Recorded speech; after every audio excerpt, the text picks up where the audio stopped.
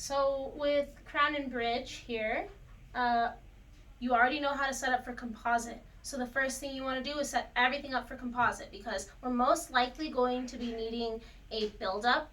Most doctors will treatment plan a buildup for every single patient because they are so common. And a buildup is pretty much the exact same concept as a filling that just goes underneath the crown. So you need everything that you need for a regular filling, all right? Then Crown and Bridge setup is pretty easy because we just add some stuff to that. All right, it does make the list pretty long when you compile it all together. So once again, remember your list. Maybe make like a Crown and Bridge setup list that's just a little extra spot right there that you know what to add because it's easy to miss some stuff. So let's go over what we need here for the Crown and Bridge. We need cord packer, all right? People get it confused with the spoon excavator. It is not scoop shaped like the spoon excavator. It is completely flat.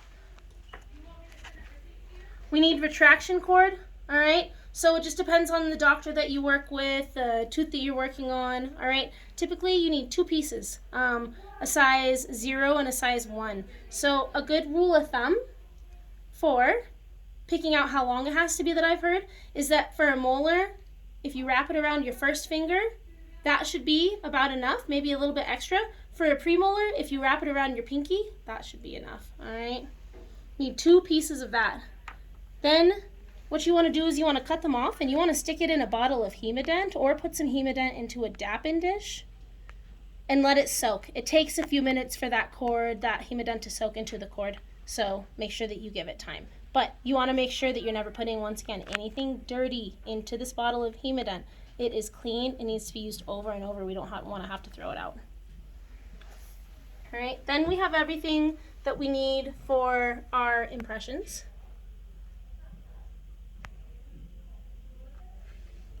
Will it focus there? No, it doesn't want to.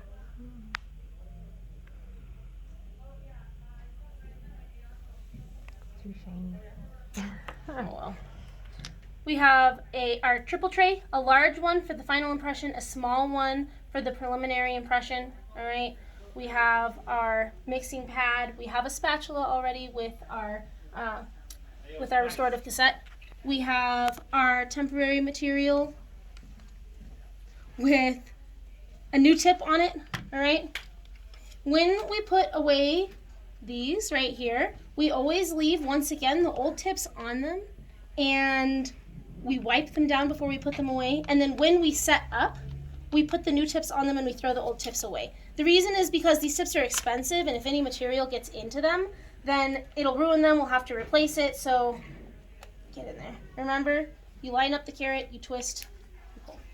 Okay? Put new tips on everything. All right, new tip on this one, new tip on this one. All right, so we have the blue bite for the preliminary impression and for bite registration. We have the heavy body and the light body for the final impression. We have our temp bond. Here's an example of a preliminary impression. This one's a little beat up, but you put the blue bite onto the triple tray and have the patient bite down. This needs to be done before the tooth is crown prepped. Please don't forget this step. You will have a really hard time making a temporary crown if you do. Then we have the final impression. So this one here, the heavy body is blue and the light body is green. All right, so we can see the pickup of the actual crown prep in the green, and then we can see the pickup of all of the rest of the teeth and the occlusion in the blue heavy body. That's it.